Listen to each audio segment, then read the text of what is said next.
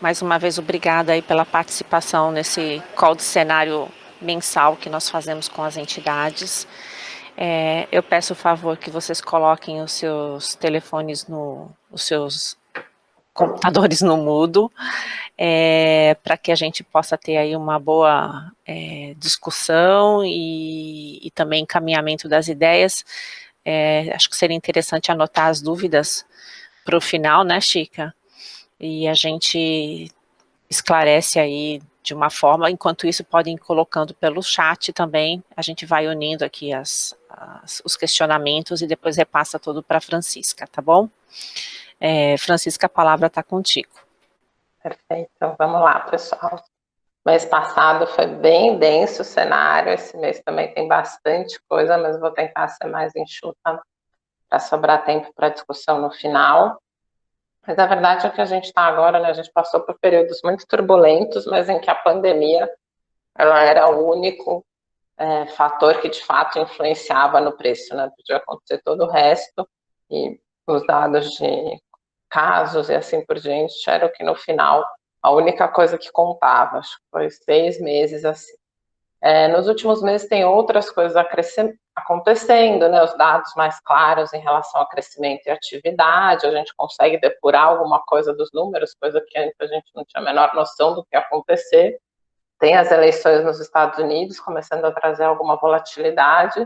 A guerra comercial ainda está aí, né? Mais viva do que nunca, na verdade, mas o impacto dela nos preços nos mercados desenvolvidos é menor, enquanto no mercado asiático ela ainda está fazendo bastante pressão. E aí toda uma discussão em relação ao monetário em si, né, as taxas de juros e a inflação. Então tem várias coisas se sobrepondo, algumas delas mais otimistas, outras menos, e aí é sempre mais complexo a gente falar de cenário quando são vários fatores que se somam. No Brasil também não é muito diferente, né? A gente continua com os dados da pandemia, apesar de finalmente a gente estar numa curva de melhora, e a gente tem aqui, na verdade, o que faz realmente preço no nosso mercado é todo lado do fiscal. Começa uma discussão em relação ao monetário também, né? Então, PIB, crescimento, juros, inflação, junto com esse cenário do fiscal. Estamos acostumados, né, com o nosso cenário aqui embolado, com os nossos receios, e tem coisas que as pessoas falam um pouco, que é a parte de crédito, a gente vem destacando isso aqui nos últimos meses, inclusive estava pensando em escrever um artigo sobre isso, porque ninguém dá foco para essa discussão e ela tem sido um agente muito importante na nossa retomada, né? Ainda que seja lenta, mas podia ser muito pior, a gente vai ver sobre isso, e aí a gente fala um pouquinho das perspectivas para cada classe de ativo. Então, começando aqui com o nosso radar da pandemia, a gente está acompanhando já há um bom tempo as mesmas métricas, o que ajuda a que a gente tenha uma visão mais clara, além, claro, né, de todos os estudos dos nossos parceiros, mas a evolução do número de casos ao longo do tempo, ela vem reduzindo bastante em termos de ritmo, mesmo com uma segunda onda importante acontecendo, principalmente na Europa, né, mas quando a gente olha os dados globais, a gente observa, né, que a gente vinha num ritmo de 60% a 70% do aumento de número de novos casos até julho. Depois de agosto para setembro, a gente teve uma queda importante, já caiu para 40%, e de setembro para outubro para 30%. Né? Então, é uma desaceleração muito importante na evolução. A Índia, né, um caso muito específico, porque está ali do lado da China, e aí o fechamento de fronteiras da China foi logo no começo de forma bem intensa mesmo. Ela demorou para engatar, e agora ela tem sido destaque negativo em termos de evolução da doença. E a gente observa o número do Brasil, olha que diferença, né? Cresceu bem pouco o número de novos casos se a gente comparar com os últimos meses, né? Praticamente dobrou de julho para agosto, depois teve mais um aumento importante aqui de mais de 30%, e agora nosso aumento foi de menos de 20%. Foi na casa de 20% aí do ritmo de evolução da doença. Os Estados Unidos seguem na frente, então a gente, de fato, não parece tanto nos números, mas conseguiu uma desaceleração bem relevante. Aí tem muitas teorias, né?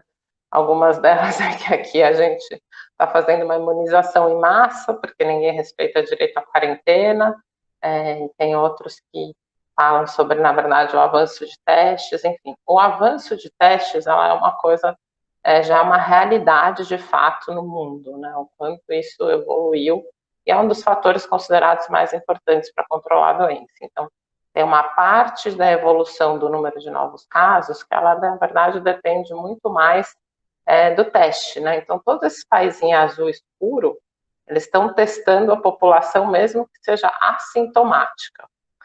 E apesar do Brasil a gente achar que tem pouco teste, na verdade, assim, em termos de padrões globais, a gente tem bastante teste sempre que alguém tem sintoma, na maior parte das regiões. Aí hoje já se tem acesso ao teste com bastante facilidade, né? É caro muitas vezes, mas tem teste disponível diferente do que a gente tinha no começo. E aí outros países, inclusive aqui na América Latina e África, enfim, né, mais países emergentes, não estão conseguindo ainda ter essa gama de testagem que a gente tem aqui. Então, quando a gente olha o número de evolução de novos casos que a gente estava comentando, né, o Brasil ainda está aqui. Lembrando que isso, né, é evolução em relação a essa média dos 7 dias, não é? Por isso que os Estados Unidos aqui, ele não fica destacado em relação à Índia, né? A média móvel do número de casos por 7 dias. E aí a gente vê que o Brasil, de fato, está numa trajetória de ter abandonado o pico aqui, né, um bom tempo atrás. Índia continuando acelerando, diminuiu um pouco o número de casos, os Estados Unidos parece que chegou num platô. Mas a notícia negativa, de fato, vem da Europa, né? A França, para vocês terem uma ideia, ela estava aqui há um mês atrás, né? Não era um destaque. A Alemanha é essa curva aqui, né? Ela evoluiu muito, né? E a Inglaterra, nem aparece aqui nesse gráfico, mas ela é essa curva aqui do lado da Alemanha, de fato, bem acelerada também, junto com os países aí que estão sofrendo mais, né? Então, aí aqui é a Itália. A Itália, na verdade, aqui, Reino Unido está colado na França, a Itália colado na Alemanha. E no gráfico, na hora que você plota a curva, ele não aparece. Então, a gente tem, de fato, uma pressão, e quando a gente olha esse número ajustado por milhões de habitantes, aí sim fica mais assustador, né? E o que está aqui, né, está bem elevado mesmo, que a curva não aparece. A França aqui junto do Brasil, Estados Unidos, e a Itália, a Alemanha aqui bem evoluídas também. Então, a segunda onda na Europa, de fato, é preocupante, né? A gente tem um lado, que é o fato de que lá a testagem está muito evoluída, então uma parte desses números podem ser explicados pela testagem, e uma parte disso a gente gosta de olhar, na verdade, para limpar isso, a gente gosta de olhar o número de mortes, né, por milhões de habitantes. Então, a foto muda bastante quando a gente olha a Europa nessa situação. Então, tem várias coisas que influenciam aqui também, a melhora nos protocolos, né, já conhecer mais a doença, já começar a tratar antes. No começo tinha, né, você só vai para o hospital se você estiver sufocando, morrendo sufocado. E hoje já não é assim, no começo dos sintomas muita gente já vai para o hospital, a melhor forma de tratar e controlar a doença. Então, a gente observa que na Europa a situação é sim preocupante, existe uma evolução, não é só testagem, dá para ver claramente a aceleração, mas aí o Brasil e a Índia continuam como destaques nesse sentido, né? Outra coisa importante é que a mortalidade do Brasil está exatamente em linha com a média global, né, que é de 3% em relação ao número de casos confirmados, né? E aí existe também um estudo recente da OMS falando que a gente, na verdade, já deve ter contaminado 10% da população e não os 2, 3% que aparece ali nos dados oficiais. Não, é 0,5%, na verdade. 2, 3% que aparece aí nas regiões com mais testagem, né, como a Europa, os Estados Unidos e mesmo o Brasil. Mas a OMS estima que já tem 10% da população imunizada. Esse número é bastante alto para um processo de imunização de rebanho. Alguns estudos acadêmicos falam que quando a gente atinge 20% da população, o ritmo de contágio ele já desacelera muito, né? Porque aquela história, uma pessoa passa para duas passam para mais duas, já são 4. Quando essa corrente começa a ser quebrada, você diminui muito o ritmo de evolução da PG, né? Quem é das exatas aí lembra da progressão geométrica, 20% de contágio da população já é considerado aí uma imunização de rebanho bem sucedida. Então, isso desse fenômeno do Brasil pode se explicar por isso, e talvez a gente tenha um número de contágios bem maior, é geralmente a explicação mais utilizada para o Rio de Janeiro, né? Praticamente aí não tem mais isolamento social, a gente vai falar sobre isso mais para frente, e a princípio a população deve estar bem mais imunizada. E lembrando que a taxa de mortalidade da população até o momento global é bem baixa, né? Cerca de um BIP aí, né? 0,01%, o que leva a toda uma discussão em relação a uma quarentena muito restritiva. Não parece mais ser o cenário defendido nem pela própria OMS, né? Porque a gente conheceu melhor a doença, já sabe tratar melhor, e a mortalidade é baixa, né? No Brasil é 0,6%, né? Isso, enfim, obviamente é um número muito elevado, né? 150 mil pessoas no Brasil, mas em relação a outras pandemias globais, né, nem se compara. A gripe espanhola morreu quase 30% da população nas regiões atingidas, para a gente ter isso como uma referência, foi a última quarentena que o mundo viveu. Dito isso, continuamos aí no cenário de que vai ter alguma vacina aprovada de fato para utilização em 2021. A gente tem mais uma vacina, né, que é a Sinovac, que é aquela parceria chinesa, inclusive tem aqui já parceria com o Brasil, com o Instituto Butantan, para fazer testes já para uso restrito, né? Então a gente tem a russa, tem 2 vacinas de fato chinesas mesmo, a da AstraZeneca e a Oxford, na verdade, eles interromperam e agora estão voltando a utilizar um pouquinho mais, e tem outra, a Sinovac. Ai, perdão, pessoal. Então está evoluindo o quadro de vacina, né? A gente sempre tem um alerta de que não dá para contar com isso, porque a gente viu o caso da AstraZeneca com a Oxford, a qualquer momento você pode ter que interromper os testes e retomar do zero, mas a gente tem uma evolução aí saudável, até mais rápida do que o previsto inicialmente. Eleições, né? Então, de fato, acho que esse último mês a gente observou uma pressão de volatilidade vindo das eleições e do Covid, né? Porque o Trump foi contaminado e aí o cenário, parece que o mercado acordou e começou a olhar de fato para isso, né? Para o fato de que aparentemente o Biden vai sair vencedor dessas eleições. Como lá o voto não é obrigatório, né? Tem uma incerteza muito maior do que a nossa o resultado das eleições em relação às pesquisas, né? Então, esse instituto é um instituto só focado nesse tipo de projeção e análises estatísticas, assim por diante, e eles fizeram uma simulação aí com mais de 1 milhão de cenários, em número de pessoas indo votar, quem vai mais adulto, vai mais jovem, né? Os velhos não vão votar tanto porque estão com mais medo do Covid ou não, enfim. Tem um cenário aí um estudo bem profundo, e eles fazem isso com o resumo de todas as pesquisas divulgadas, né? Então, eles não são o único instituto de pesquisa. E aí, em 85% de todos os cenários que eles rodaram, o Biden tem a chance aí, aparece como vencedor, né? Então, essas curvinhas aqui, elas são sobreposições.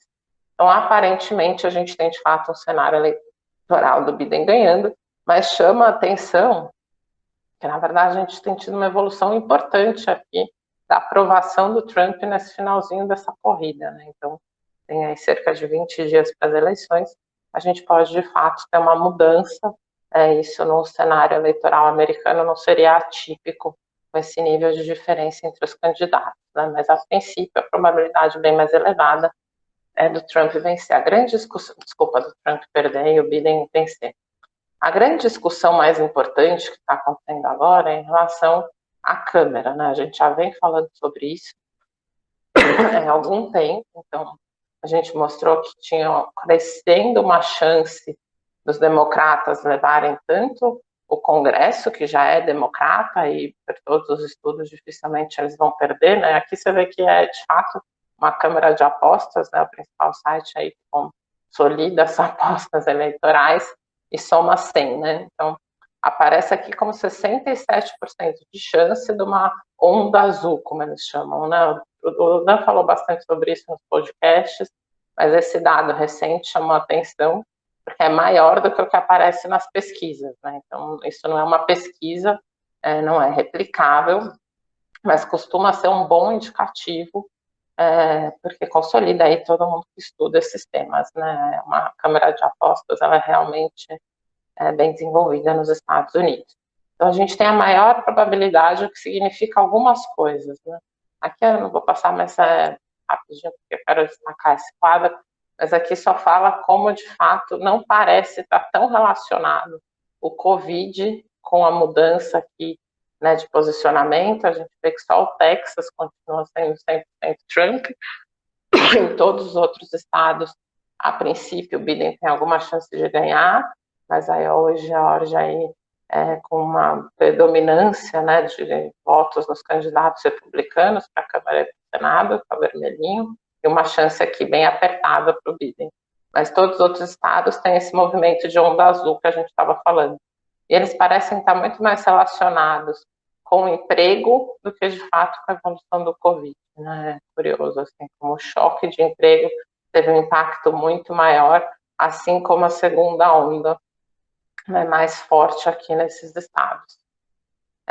Só um parênteses em geral, aqui fala especificamente da pandemia, né, mas quando são questionadas nas pesquisas a questão climática, eu acho que a gente falou isso no mês passado, ou se não, foi nos artigos que a gente divulgou, a questão climática aparece como a principal ponto de preocupação daqueles candidatos que votam no Biden, né? Aquela parcela da população, inclusive os indecisos, que não são democratas puros ou republicanos puros, as questões climáticas aparecem aí com a principal preocupação desses votantes no Biden. É um ponto interessante aqui na nossa visão no mundo. Isso ainda tem muito pouco peso, mas internacionalmente é um ponto dos mais relevantes para a eleição este ano e pode, de fato, fazer com que o Trump perca. Então, voltando ao assunto da onda azul, o que acontece se a gente tem uma onda azul? Fica muito mais fácil para o candidato democrata aprovar o seu pacote fiscal, né? Por que isso trouxe volatilidade para os mercados? Porque, de fato, né, tem um foco muito grande na questão dos impostos corporativos, que foi a primeira medida que o Trump fez e que estimulou uma série de empresas. Então, tem aqui todo um programa para voltar, né, uma parte, era 35% a média do imposto corporativo quando o Trump assumiu, ele baixou para 20 e pouco, a proposta é para 28%. Mais estímulos de suporte, né, então é mais fácil a gente aprovar novos pacotes de estímulos nessa linha, mas também tem um caminho de investimento em infraestrutura, então está tendo uma rotação entre os setores investidos, né, então uma das questões que a gente discutiu aqui bastante, inclusive, era se as empresas de tecnologia vão ser impactadas positivamente ou negativamente. Quando o Trump instalou, muitas dessas empresas tinham outros domicílios fiscais, né? Muita coisa na Irlanda, muita coisa na Ásia, então eles não foram tão impactados, mas com a melhora da forma, né, de custo de transação, isso foi mudando ao longo do tempo. Então, essas empresas aí mais globalizadas, mais focadas em serviços, voltam a sofrer mais. Então, o mercado está de olho exatamente nisso, né? Qual é a perspectiva para os impactos, né, de estímulo e assim por diante, e aí o lado do Biden, ele tem um lado negativo de curto prazo para as companhias, e tem outro que é a manutenção de pacotes de estímulos por mais tempo, principalmente se eles conseguirem a Câmara e o Senado, junto com o investimento em infraestrutura. A questão é que a proposta deles a gente mantém os pacotes de estímulos, mas a gente vai melhorar a receita do Estado, né? Por isso que essa projeção aqui de quanto seria o impacto em relação à dívida PIB desse aumento de receita estimada pelos candidatos democratas. Voltando para a atividade, então, em termos de atividade, a gente tem uma melhora na perspectiva de crescimento, né? A gente tem uma melhora, de fato, nos países desenvolvidos. Então, essa é a projeção aqui, né, em junho, quando a gente estava ali no auge da crise, para setembro. A gente falou aqui várias vezes, né, que a China, a nossa projeção era negativa, e o Lívia, desde o começo, falou para a gente que virava positiva, mas uma melhora muito expressiva nos Estados Unidos, consequentemente no mundo, né? Na Europa, a variação é bem menor. Enquanto nos países emergentes tem uma piora expressiva. Não por acaso não colocaram o Brasil aqui, porque a gente vai na contramão, a nossa expectativa de queda na casa de 4, 5% em linha com os Estados Unidos. Então, a consequência aí de um forte estímulo fiscal, muito mais parecido com o cenário internado dos países desenvolvidos do que dos países emergentes, que de fato investiram pouco. Estão amargando aí no PIB, com o México, África do Sul, China caindo mais de 10% no ano. É muita coisa, né? Como esse gráfico aqui da OCDE junta também as questões de fiscal, endividamento, assim por diante, eles fazem um ranking aí de saúde dos países emergentes no mundo. A gente não fica muito bem na foto, mas também não fica entre os piores, mas junta toda a parte do fiscal. A questão é que fica nítido uma piora para a América Latina, né? Então isso não ajuda nada para a gente em termos de fluxo financeiro, ter uma percepção de que a América Latina vai sair mais prejudicada da pandemia do que outras regiões emergentes, inclusive na África.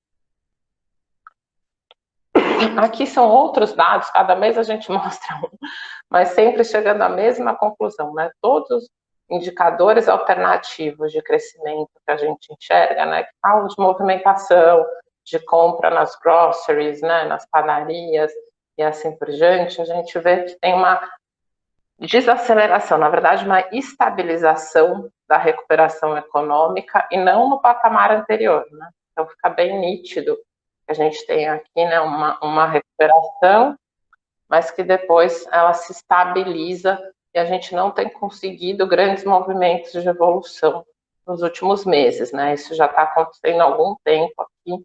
A gente vê um trimestre que a recuperação ela vem bem mais lenta, mas isso também era esperado, dado que a gente ainda tem pandemia, a gente tem bastante antibiótico na veia, né? Então, por causa de estímulo também você acaba tendo que ir tirando aos poucos, né? Você não tira o paciente, manda para casa, você vai tirando aos poucos, consequentemente você tira, piora o desemprego, porque você não tem os programas de manutenção de emprego, diminui a renda, então uma coisa se compensa com a outra, e a gente deve passar ainda um bom tempo nessa foto, né, olhando para esse gráfico, está bem nítido que estabilizou num patamar menor, em alguns casos bem abaixo do patamar inicial. Por outro lado, fazendo tracking dos PMIs, lembrando que os PMIs é aquelas medidas, né, a pesquisa feita pela Markit com as companhias mesmo, tem uma expansão de vendas, uma redução de vendas. Esse dado é o mês contra o mês, então a gente observa uma melhora sempre em relação ao período anterior, né? Então, nesse que é o mensal, essa eu tive uma melhora ou uma piora em relação ao período anterior, e a gente vê uma evolução acima de 50, significa que eu estou evoluindo, que é o azulzinho, e abaixo de 50 eu estou retraindo, né? Então, no Brasil, na América Latina, o Brasil está bem, continua puxando a recuperação do bloco, enquanto o México não, né? O México está sofrendo bastante, está muito em linha com a política, né, do governo de lá, mas nas regiões dos países desenvolvidos, a grande maioria evoluindo. Quando a gente olha esse nos 3 months changes, aí dá a percepção de que não mudou tanto, mas é muito mais uma questão da base, né? Quando eu olho julho em relação a abril, a situação é muito pior, né? Era muito melhor, na verdade, abril muito pior do que julho. E agora a gente já está partindo de uma base melhor. Espera só um minutinho.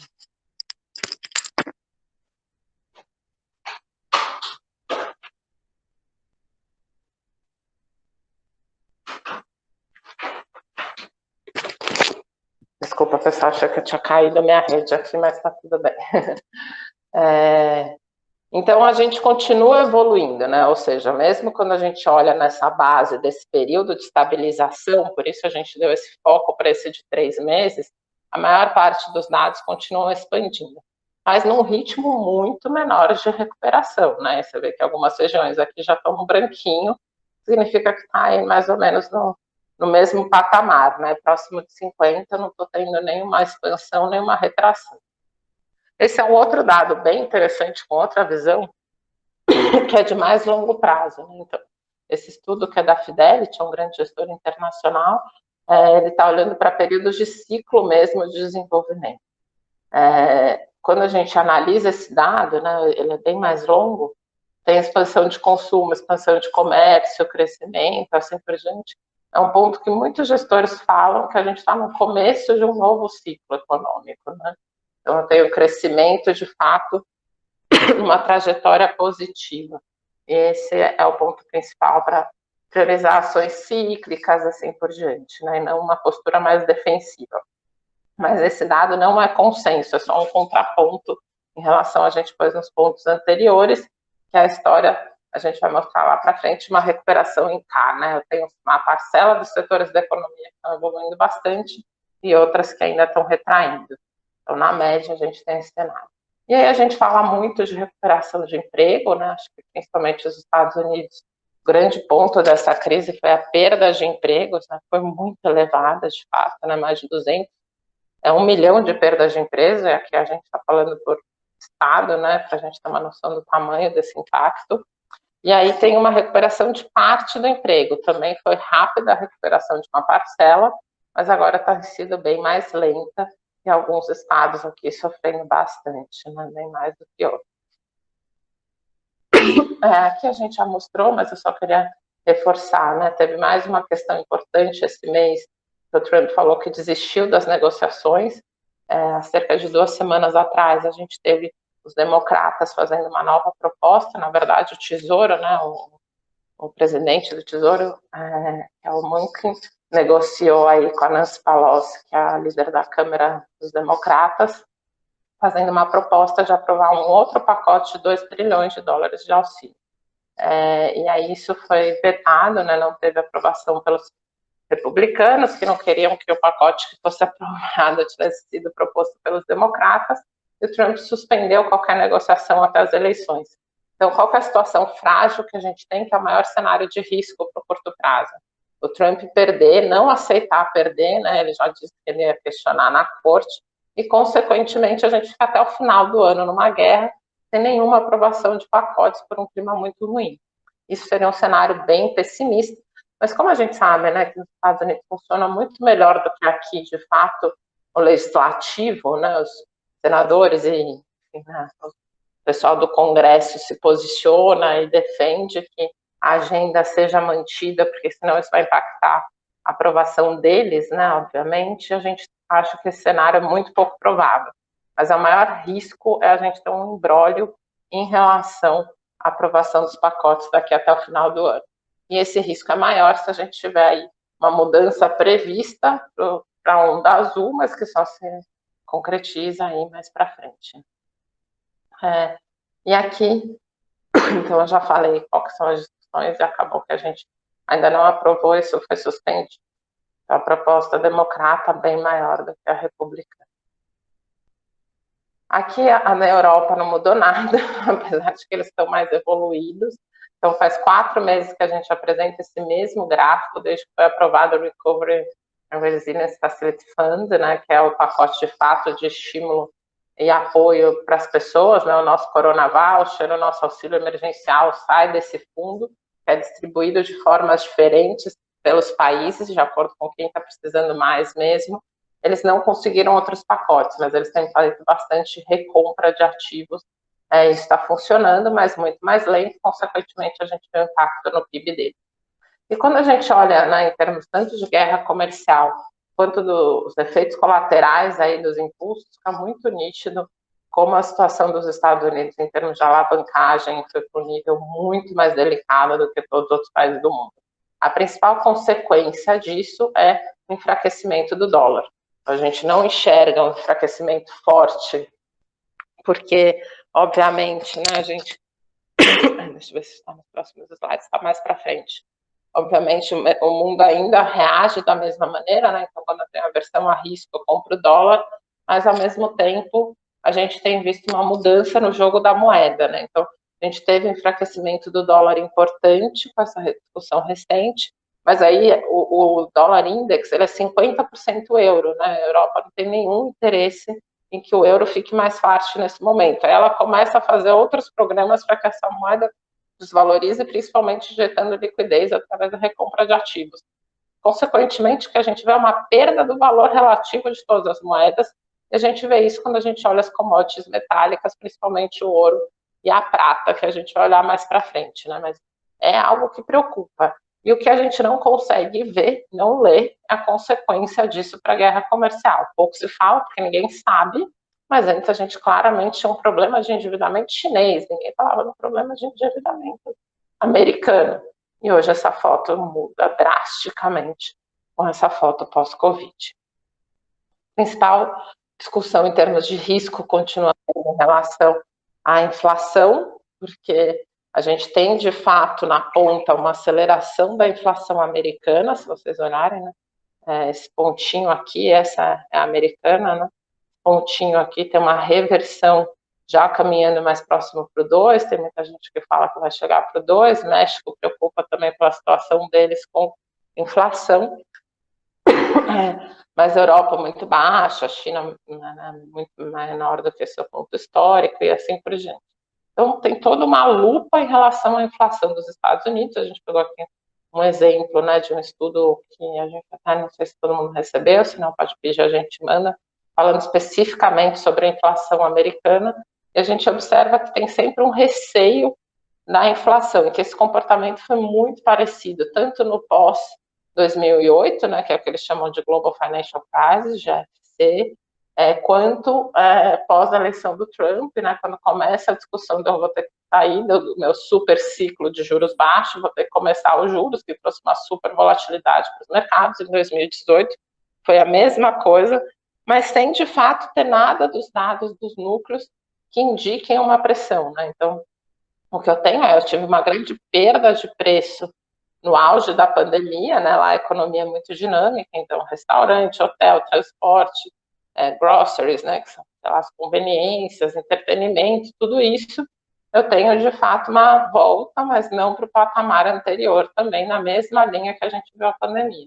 Então não é que eu tenho uma inflação, e sim eu estou, né, recuperando preços que eu tinha perdido no auge da pandemia. E aí essa discussão começa a se tornar mais força, principalmente com a aceleração da prata. Eu tive, inclusive, essa discussão com alguns de vocês, né? O ouro teve uma quedinha, foi muito rápida aqui, a gente pensou em colocar alguma coisa, porque a gente vem aumentando muito a parcela offshore, mas continua muito elevado. Então, será que faz sentido eu colocar outra coisa, colocar a prata, assim por diante? E você vê aqui que a prata, na verdade, ela também assumiu uma função de moeda alternativa, é isso que a gente está vendo. Então, a gente não tem a sensação de enfraquecimento de dólar, mas claramente você vê diversas pesquisas nesse sentido. Tem um enfraquecimento de todas as moedas, principalmente as de referência, que são o dólar e o euro. Aí, quando você começa para o iene, para o franco suíço, tem uma pressão constante de preço nessas moedas consideradas seguras, e os seus governos começam a fazer uma série de mecanismos para não deixar isso acontecer, porque eles não têm interesse nenhum de, no auge de uma crise, deixar sua moeda forte, né? Muito mais difícil de exportar e assim por diante.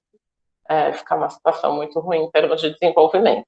A gente tem uma distorção em relação a isso, muito mais profunda do que a gente vê de fato de dados de inflação, né? Então, em termos de preço relativo de bens, a gente pode dizer que a gente tem moedas mais fracas, o que sim seria uma forma da gente ter inflação quando a gente olha a moeda livre de risco, que se tornou muito mais o ouro do que outra coisa. E claramente, esse gráfico aqui a gente fez destoa de outro comportamento de moedas metálicas, né? Daqui a pouco o cobre muda o seu comportamento, mas o cobre ele é um componente super importante para a indústria, então tanto de construção, toda a parte de fios elétricos, como de semicondutores, e assim por diante, ele de fato é um metal muito usado e muito impactado pela atividade econômica, ele na verdade costuma ser o indicador de atividade, né, que a gente mais usa quando a gente olha para commodities, e ele tem um comportamento completamente diferente, né? Então realmente não é uma questão de metálicas, e sim de uma certa, como é que se fala?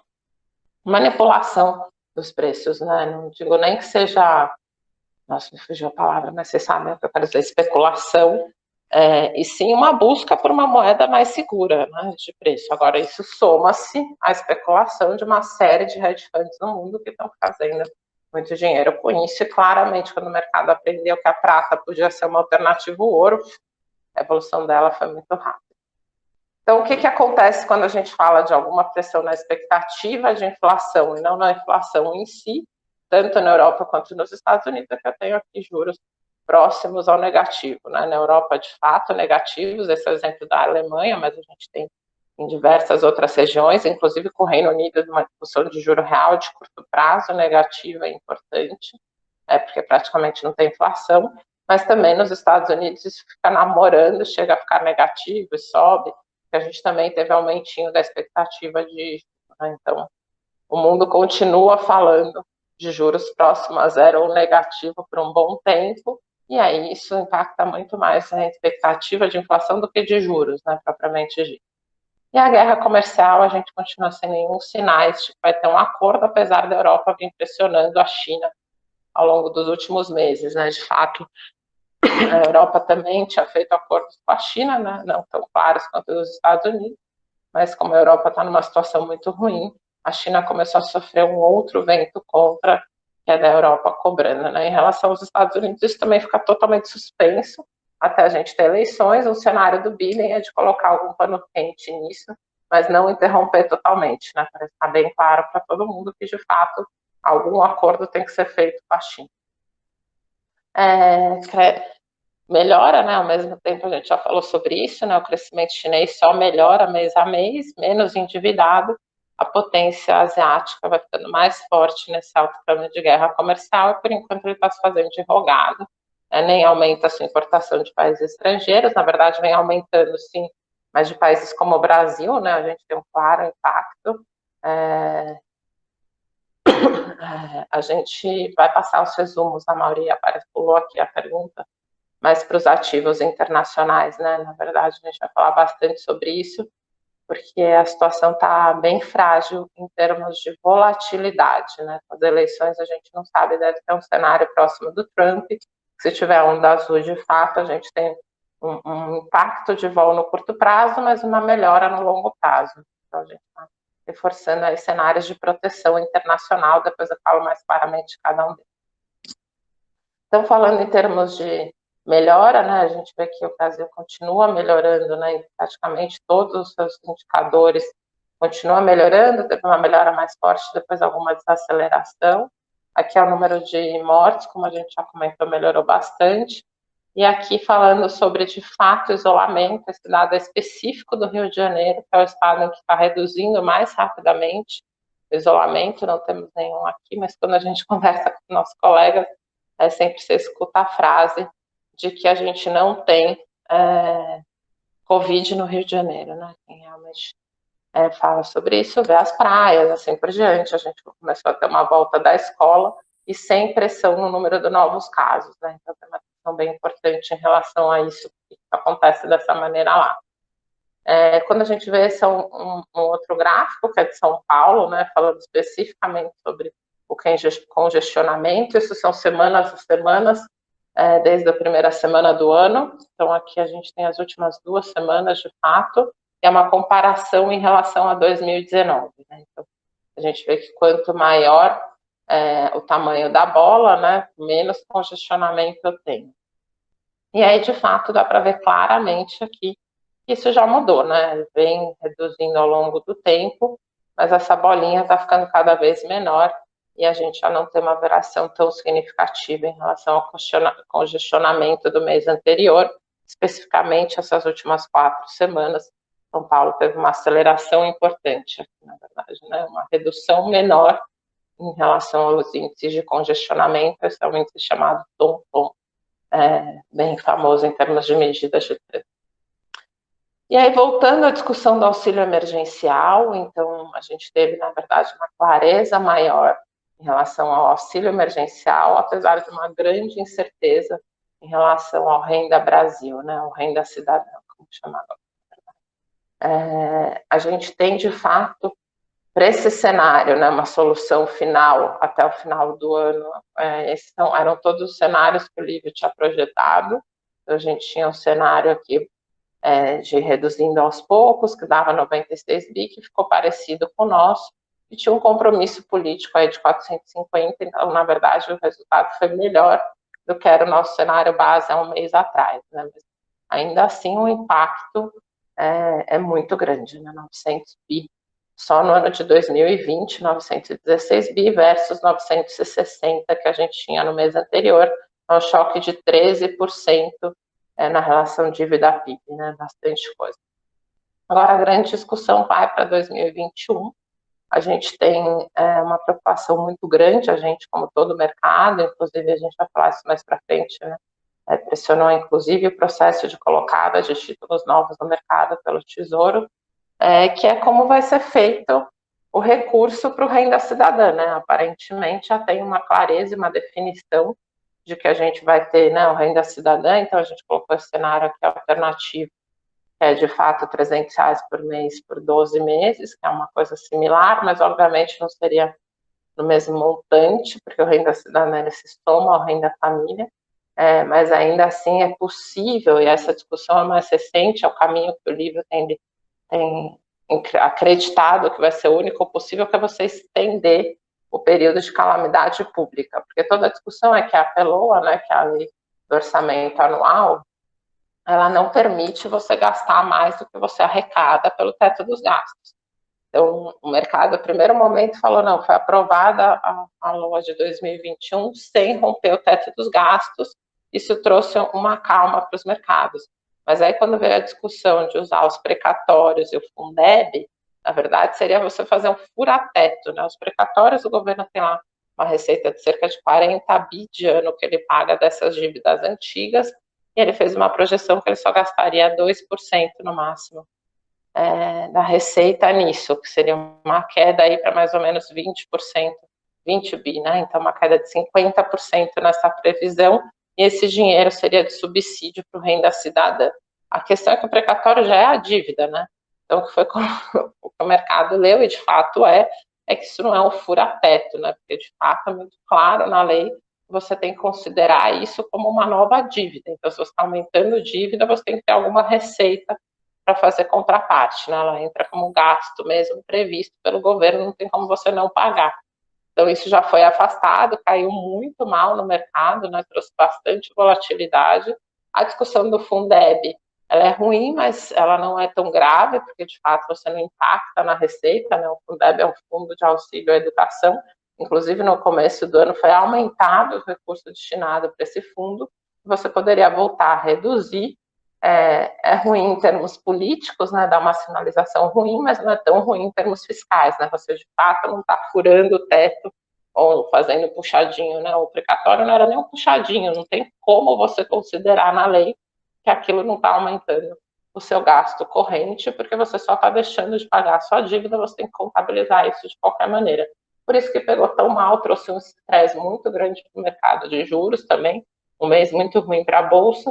E o que a gente escuta dos gestores é, olha, a gente precisa ter alguma sinalização do governo desse caminho. Então, a gente teve a guerra também, né, entre o ministro Roberto Marinho, a guerra, na verdade, declarações que foram muito pioradas, né, obviamente, né, o Marinho deu declarações infelizes, mas pelo que a gente ouviu de quem estava na reunião, que ele participou da ativa, né, ele não falou as coisas daquela maneira, foi muito piorado a forma como ele se manifestou, mas ele disse que o renda cidadã tinha que sair de qualquer maneira, por bem ou por mal.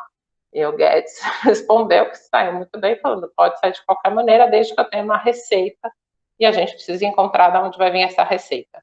Então, o cenário que o Lívio vem colocando há algum tempo é que, enquanto esse imbróglio permanece, eu estendo o período de calamidade pública, e aí sim eu posso ter gastos acima do teto, porque a lei permite isso.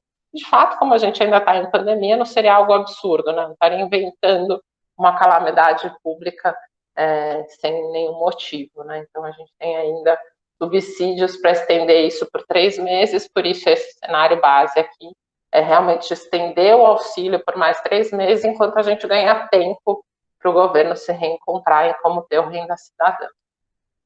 Consequentemente, a gente teve uma melhora na projeção da dívida bruta, né? Mesmo considerando aqui mais 3 meses em 2021 e os R$ 300 até o final do ano, né, que é a solução fiscal, a gente chegou até aqui 105% do PIB, com uma previsão de orçamento maior, mas isso não leva em consideração nenhuma dessas discussões de puxadinho do teto ou uma outra renda para renda cidadã, né? Mas, de qualquer maneira, é uma pressão muito grande, mas melhor do que a gente teve nos últimos 2 meses.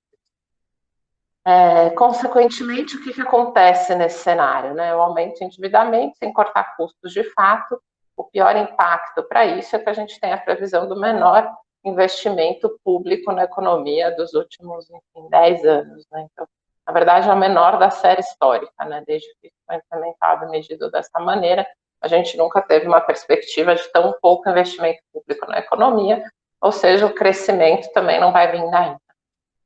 Falando de estímulos, a gente comentou sobre isso, mas claramente o Brasil adotou uma postura de país desenvolvido, né? Ele aumentou bastante a dívida pública, se colocando aí no mesmo patamar de países como Espanha, Canadá, França, Reino Unido, para vocês terem uma ideia, né, a relação de dívida PIB com mais de 100%, praticamente 100%, mas ao mesmo tempo funcionou em termos de redução do impacto do PIB, né? Então, a gente tem um estímulo importante aqui para a economia, ainda é visto com muito maus olhos, acho que principalmente por essa discussão que a gente não tem de onde tirar, mas se a gente conseguir resolver essa questão e manter os estímulos, a gente sai numa posição aqui mais favorável, né? Então, as medidas fiscais aqui de enfrentamento em percentual do PIB, o Brasil foi dos maiores, apesar de já ter uma das maiores dívidas, e obviamente é por isso que essa foto aqui não cai bem, mas os estímulos foram muito bem feitos. E, por outro lado, a gente conseguiu ser um dos países com mais cortes na taxa de juros ao longo desse período, né? Curioso, a gente corta aqui, na verdade, 2,5% durante a pandemia, né? Desde o começo do ano, e aí isso nos coloca aqui numa situação bem interessante em relação aos nossos pares, né? Então, por que eu estou falando isso? Porque quando você tem a piora do fiscal, isso já aconteceu com a Turquia, já aconteceu com o México, você não consegue cortar juros.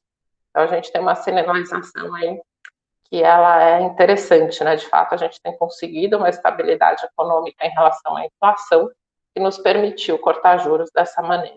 E aí vem uma coisa, o que aconteceu com as LFTs, né? Imagina, vocês vamos questionar isso em breve. O governo ele tem que emitir dívida, né? A gente falou ali que é um aumento de 14% do PIB nesse ano, então ele tem que emitir novos títulos e, além disso, ele tem uma série de títulos vencendo ao longo dos próximos meses, né? Então, esse é o vencimento dos títulos da dívida pública federal.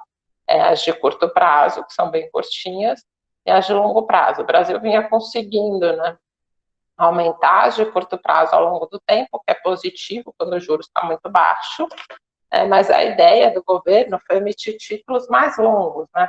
Aqui na casa dos 2 a 5 anos que ele estava querendo emitir, na verdade ele vinha emitindo os novos títulos através da LTN de 2024. É uma duration aqui intermediária, faz todo sentido, considerando que a gente está nos juros mínimos, eu alongo a minha dívida, mas a uma taxa menor, né? Então, é uma desindexação da dívida nesse sentido, né? Eu não fico tão dependente do CDI, principalmente porque a LTN é pré-fixada. Mas o que aconteceu? Ele vinha emitindo 20 bi por semana e estava dando certo. Aí, quando começou essa piora do fiscal, da discussão da renda de cidadão, o mercado falou: peraí, não vou te dar dinheiro de 4 anos, 5 anos, com essa incerteza toda no fiscal. E aí começou a cobrar um prêmio. Então, o governo emite a LTN 2024 e eu só compro se eu colocar um spread na curva. Então, ao mesmo tempo, né, na verdade, quando eu coloco um spread na curva, eu estou gerando automaticamente um deságio em relação à parcela DI, né? Isso acontece porque pensa que você pode emitir uma LTN com o futuro do juro do DI. Se você tem uma diferença entre essas duas taxas, você, na verdade, está gerando o que a gente chama de um ágio ou um deságio da LTN em relação à LFT. Então, o que aconteceu é que eu gerei um ágio na LTN, ou seja, eu cobrei um prêmio maior do governo para comprar esse papel da sua dívida que você está me oferecendo e, consequentemente, um deságio na LFT. Então, ninguém, de fato, conseguia vender a LFT de 2026, porque eu queria vender a LFT para fazer a LTN casada com o DI, que me dá o mesmo ganho.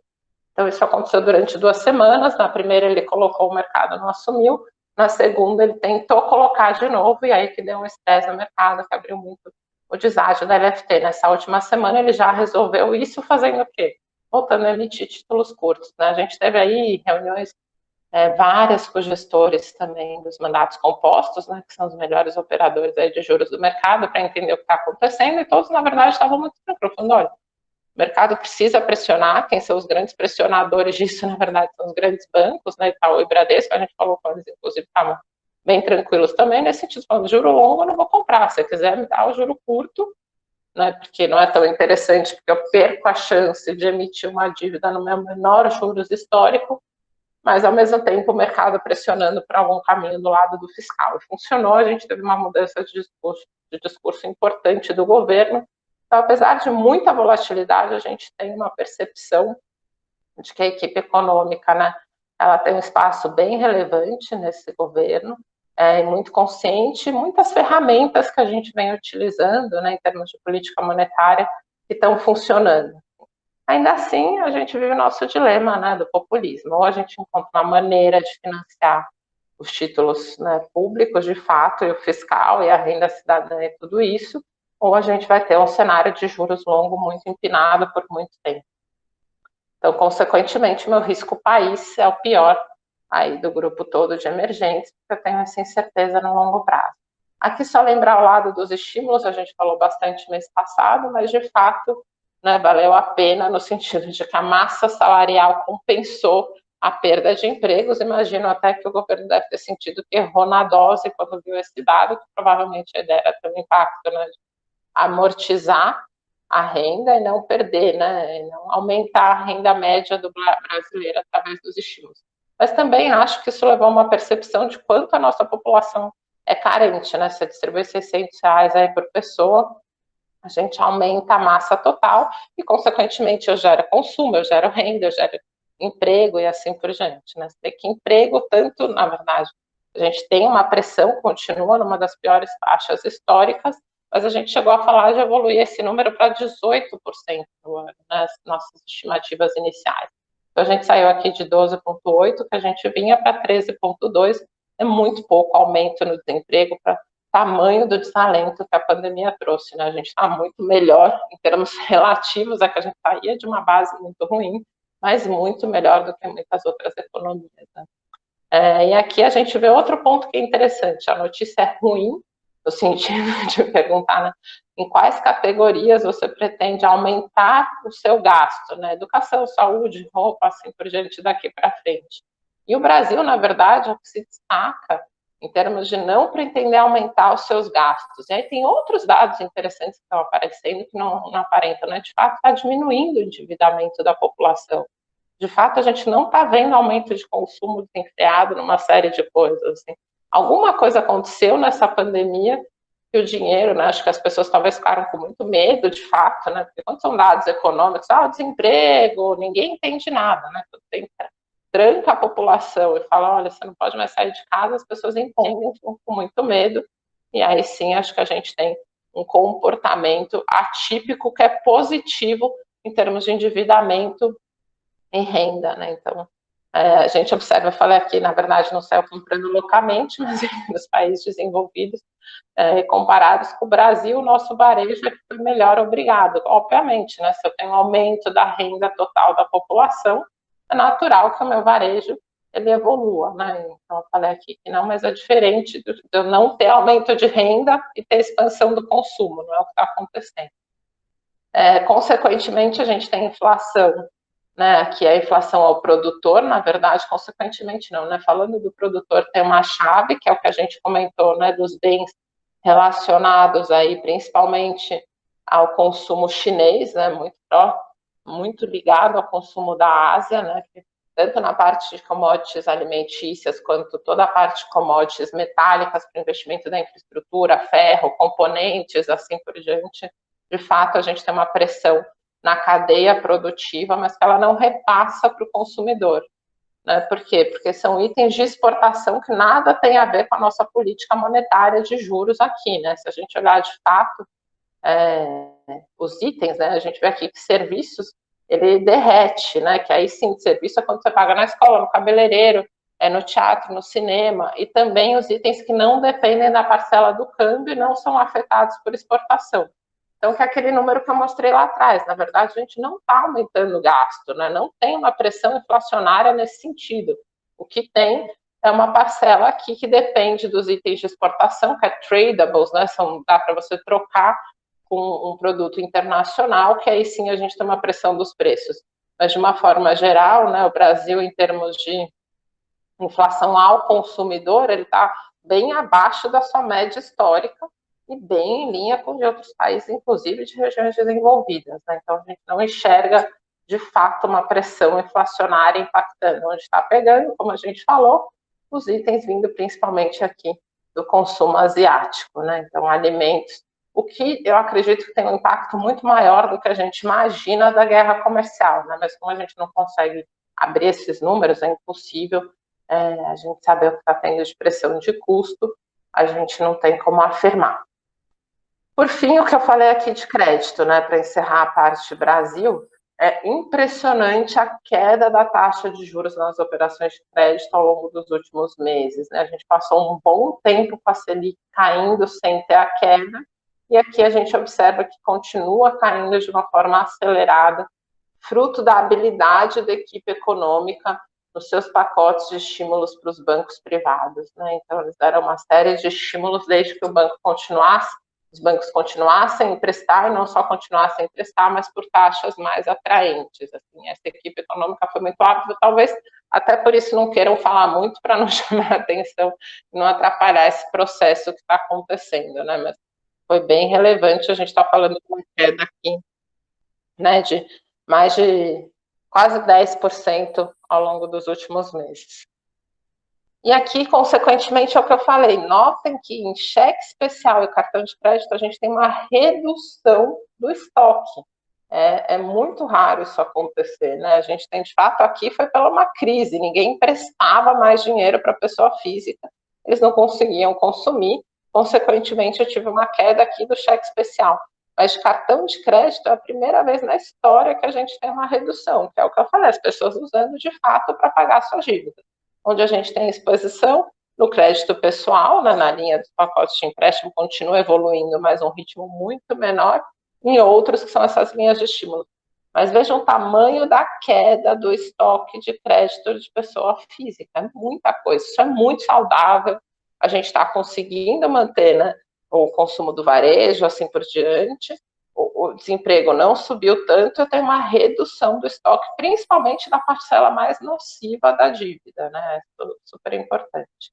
O inadimplência, né, também, mantendo aqui praticamente constante, teve um pequeno aumento no começo da crise, mas muito menor do que se esperava, e aí na pessoa jurídica cai por todo o estímulo do governo, né? Então, prorrogação, assim por diante. O oposto do que a gente vê na pessoa jurídica, a gente teve até uma conversa importante essas últimas semanas também, que a gente deveria se preocupar com esse aumento de capital de giro, né? Porque pode ser um sinal de que as empresas estão numa posição muito ruim, mas é muito mais todo mundo aumentando seus caixas para ficar mais saudável, mais bonito na foto aí nas avaliações de cash flow das companhias, né? Então, o que acontece é que o governo liberou, seja diretamente, seja através desses estímulos para os bancos privados, linhas de crédito atraentes para as empresas que também estão tomando empréstimo num juro muito menor, né? O livro sempre destaca que isso é ruim, porque não tem nenhum sinal de investimentos, mas eu acho que só de não ter nenhum sinal de falência já é muito positivo, né? O nosso grande receio no começo da crise foi o quê? A gente ter um processo de fato, né, de restrição de crédito, consequentemente eu entro num crash de liquidez, e aí eu tenho uma cadeia de quebradeira, isso era o cenário mais adverso que a gente enxergava, e não é o que a gente está vendo. Então, em termos de projeção, né, como eu comentei, os números aqui de queda do PIB, menos 4,8, o último dado do Lívio, ele acha que menos 4,3 é bem razoável, porque a gente tem visto. A inflação aumentou um pouquinho, os gestores que a gente está falando falam de 2,2 para 2,8, mas não impacta o número de 2021, que ainda fica dentro da banda do governo, né, no centro da meta. Então, perspectiva aí de Selic diferente de 2% só para 2022, pelo relatório de inflação do Banco Central, a gente poderia chegar a 5 em termos de Selic, lá no final de 2022. E o câmbio é uma grande incógnita, depende de muitos fatores, né? Então, falando aqui de alocação estratégica, então a gente vem conversando muito sobre esses três pilares, né? Busca por alfa, a gente precisa fazer coisa diferente, não tem jeito, a gente tem levado aí para vocês, né, várias questões, seja fundo imobiliário mais ativo, seja fundos de precatórios, fundos de investimento no exterior mais sofisticados, olhamos de novo o Venture Cap, parece que a gente vai conseguir desenrolar a questão dos regulamentos. A gente precisa encontrar alfa que não seja no nosso kit Brasil tradicional, né? O investimento não está fácil. E a diversificação, porque nesse ambiente a gente tem ainda muito fragilidade econômica, tanto internacional quanto local. E aí, a gente deu uma pausa nas proteções para o mercado, que ficou meio de lado, é mais difícil você conseguir fazer, mas a gente continua olhando, analisando. Então, em termos de ativos globais, o que a gente observa, né, que a maior parte, a maior parte dos ativos internacionais, né, enquanto eu vou falando aqui, enquanto a gente tem um número. das previsões. A Mauri está me comunicando com a Mauri aqui, eu descobri que pelo celular é bem melhor, porque eu pelo menos consigo ver vocês, fico com duas telas. Então, em termos de ativos econômicos internacionais, se tiver qualquer pergunta pode fazer, a gente tem uma melhora, uma recuperação dos ativos de risco em praticamente todas as caixinhas, né? Então, a gente tem, de fato, uma recuperação em termos de ativos de risco mais rápida do que a gente vê nos dados econômicos, né? Então, consequentemente, a gente espera que daqui para frente a gente não tenha tanto espaço para recuperação de uma forma acelerada, né? Então, voltando um pouquinho aqui para frente para tentar deixar um espaço para as nossas conversas, só o que a gente está enxergando aqui é de fato, né, o petróleo, esse sim perde por todas as questões da própria OPEP, né, acho que o tiro aí que a Arábia Saudita deu, a gente não falou muito esse mês, mas com aquela queda nos preços, na verdade o tiro saiu pela culatra, porque o preço dos petróleos não se recuperou como os outros ativos, e as ações europeias ainda também perdendo bastante valor aqui, mais de 10% no ano. Todo o restante, tanto crédito quanto bonds, né, quanto as ações internacionais, moedas emergentes, tudo já habitando na casa positiva, lembrando que moedas emergentes, o grande peso vem de Ásia também, que vai muito bem, obrigada, por ter saído antes da pandemia. Aqui é só um estudo que mostra que, na verdade, né, em todas as outras crises, o primeiro item que recuperou foi commodities, depois crédito, renda fixa e, por último, ações.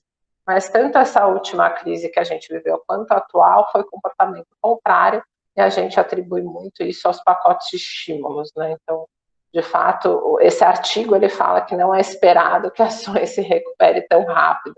Mas quando a gente olha o dado da Global Financial Crisis, você fala, bom, sempre que tem dinheiro na mesa, os ativos de risco se recuperam, né? Consequentemente, o que a gente vê são as bolsas internacionais praticamente todas no positivo, tanto a asiática, né, principalmente a China, está quase aqui junto com a Nasdaq, né, que voltou a subir depois de ter caído bastante, quanto o S&P 500, aí mais ou menos no 0 a 0, junto com o World Index. O Brasil continua sendo grande destaque negativo global, infelizmente, e a Europa também aqui no terreno negativo, com menos 14% de queda.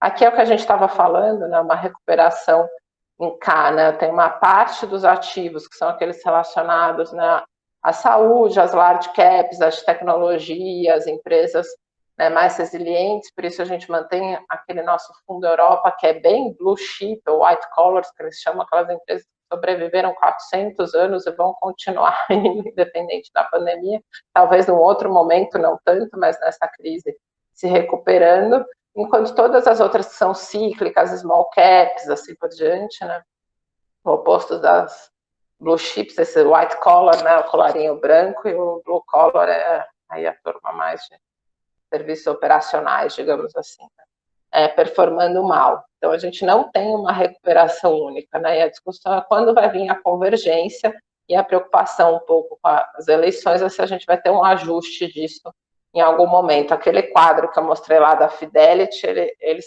defendem que a gente de fato vai ter uma recuperação das cíclicas, mas a nossa visão e de vários outros gestores é que isso ainda vai demorar um bom tempo para de fato estar no início de ciclo expansionista, né? A gente ainda está no olho do furacão. Como a gente falou, né, continua uma volatilidade elevada, e aí isso veio desde a Covid do Trump, né, o cenário eleitoral a gente não deve ter uma redução tão rápida, e aqui é outro ponto interessante que fala do impacto aí dos earnings estimados para os earnings do S&P, né, para o lucro das empresas do S&P 500, quando a gente fala em termos aí de políticas fiscais que a gente estava comentando, né. Então, de fato, tem alguns pontos que são positivos, né? Então, o impacto positivo na economia, na política aí de negociação, trade, né? A guerra comercial, mas a tax reform tem um impacto net negativo para a expectativa aí dos earnings, né? Então, aqui a soma de tudo, na verdade, né? Aqui está falando mais especificamente da tax reform em 2021, e aqui a soma de todas as políticas, aí ficando mais neutro, mas o cenário ele traz sim alguma volatilidade para o mercado de lucro das empresas, né, do S&P 500, isso trouxe um aumento de vol, mas o que a gente vê é que tem um pequeno aumento de vol e logo o mercado volta a comprar, então a gente acha que deve continuar assim, até que tenha de fato alguma movimentação mais clara. Então, respondendo à pergunta, a gente está neutro em termos de ações internacionais, a gente chegou a ficar over, né, mas justamente por tudo isso que a gente está falando. A gente enxerga que vai continuar andando, porque os juros estão muito baixos, tem procura por ativos de risco. Preferimos os desenvolvidos, apesar de ter alguma coisa de China que é bem importante, a gente vai fazer um dia um call só sobre isso, mas já não estamos no nosso momento super otimista. Em ações a gente chegou a estar. Na renda fixa a mesma coisa, né? A gente observa que já teve praticamente uma recuperação em todas as classes de ativo, praticamente não, né? Teve em todas. Consequentemente, a gente fez reduções importantes ao longo desses últimos meses, principalmente aqui na classe de high yields. A gente fez essa redução através do fundo do Bradesco, que é um fundo que a gente gosta bastante, mas para vocês terem uma noção, no período que a gente investiu, eles renderam mais de 12%, né? Para cada cliente a gente conseguiu colocar num período diferente, mas rendeu mais do que 12%, porque as taxas de crédito fecharam muito, né? Ontem, não sei se todo mundo recebeu, mas a gente compartilhou o texto do Howard Marks. Ele fala, olha, tem muita coisa interessante por aí, mas nada no óbvio, né? Tudo que era óbvio já recuperou. Então, a gente precisa sair à caça de oportunidades e que não estão aí no US Corporate Bonds primeira linha. Por isso a gente vem reduzindo. A questão do hedge, né? A gente falou bastante sobre essa desaceleração do dólar e de outras moedas, né? Mas o que a gente vê é que o Brasil claramente tem um comportamento totalmente diferente das outras moedas, né? A gente é que mais se desvaloriza mais do que a moeda argentina, né, que está controlada, mas enfim, estão conseguindo fazer a sua desvalorização controlada. A lira turca, né, que também teve uma desvalorização importante, lá eles subiram os juros, né, uma questão de receio aí com o lado fiscal, tá uma preocupação bem relevante, mas a nossa continua não sendo a pior, não só sendo a pior, mas com uma maior volatilidade e comportamento errático, né, então a gente já falou da piora do risco país, como um dos pontos, e outra grande discussão do diferencial de juros. Aqui tem a queda do diferencial de juros brasileiro, nenhum outro país no mundo mudou tanto de regime quanto o nosso, e a gente ainda tem um diferencial de juros um pouquinho maior, mas se aproxima aí bastante de outros países desenvolvidos, né? Consequentemente, não tem por que apostar em câmbio se você não tem clareza do que você está vendo. A gente continua neutro em relação às exposições cambiais das políticas de investimento e com mais busca aí por essas classes de alternatives, onde a gente tem enxergado mais espaço. Falando de Bolsa Brasil, né? Então a gente não estagnou o processo de saída de dinheiro do investidor estrangeiro, então a gente teve vários fluxos piores meses da história, e agora a gente observa que está mais errático, mas também, como a gente falou bastante, a gente não está vendo nenhuma perspectiva de entrada de capital de investidor estrangeiro no curto prazo. A boa notícia, né, que a gente tem uma estabilização na queda dos earnings, que a gente vinha falando. Então, essa curva azul, né, expectativa de lucro para a cesta de ações do índice Bovespa, e a gente teve uma piora, em agosto para setembro estabilizou, e agora, finalmente, a gente tem uma melhorazinha na margem aqui, no comecinho de outubro, né, consequentemente, a minha relação preço-lucro ela ficou bem mais saudável, né? Porque o preço caiu, a gente teve um ajuste, a relação preço-lucro mais recente é de 14, né? E a gente falou muito sobre isso, né? Tem um ajuste, não tem jeito, né? Essa curva ela volta para esses desvios padrões aqui entre 10 e 14, é o normal para o país emergente. A boa notícia é que agora a gente pode melhorar esse número pela melhora da expectativa de crescimento de lucros, né? A gente já saiu do pior momento. Os próximos 12 meses, a tendência é melhorando, consequentemente, eu melhoro o valuation das minhas ações e o preço pode voltar a subir sem tá ficando mais caro, né? Porque o que aconteceu aqui é o preço subindo e a minha expectativa de lucro caindo.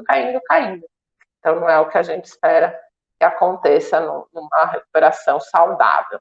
O que acontece é que a gente está otimista, mas totalmente fora do índice. Quando você olha a relação preço-lucro em relação à média histórica dos nossos Core 1, né, dos nossos fundos que a gente acompanha como Core 1, aí a conversa é totalmente diferente. Aqui a gente abre a carteira, sempre uma carteira defasada, porque eu só tenho a carteira de todos os gestores de 3 meses de defasagem, quando é isso a gente pega a fruta aí da indústria, mas em relação ao preço-lucro histórico, a gente está bem abaixo, próximo de 10, 12 aqui, né? E a gente espera que uma carteira de qualidade tenha uma relação preço-lucro melhor. Então, esse mais um, ele vem acompanhado desse 100% retorno absoluto e não por contrário. Falando da curva de juros, né, a gente já conversou bastante sobre isso, o máximo da inclinação histórica, ela piorou com esse estresse recente no mercado, e, consequentemente, a minha curva deu mais uma abertura aqui no dia 6 e 7 de outubro, né, são esses dados aqui, mais recentes, na verdade. Essa última semana de outubro, hoje já fechou um pouquinho, a gente atingiu a máxima do curto prazo, e foi uma abertura bem importante em relação ao mês anterior, quase 1 ponto percentual aqui de abertura na longa. Então, essa Selic, esse pré-longo chegou a quase 9%, a gente está falando de um pré-custo de 2%, para a Selic chegar aqui nesse patamar, ela tem que ir para 12% ao ano, dependendo da velocidade de aumento de juros. Mas nesse cenário que o juros fica até 2021 em 2%, para chegar até 9% lá na frente, a Selic tem que ir para uma casa de 12%, esse cenário é muito pouco provável. Então, tem volatilidade nos juros, mas também tem prêmio, consequentemente, estamos neutros. E crédito foi mais um mês de fechamento de taxa, mas, por outro lado, os títulos sofreram com essa abertura do pré-fixado, as taxas já estão bem menos atrativas, sendo bem sincera.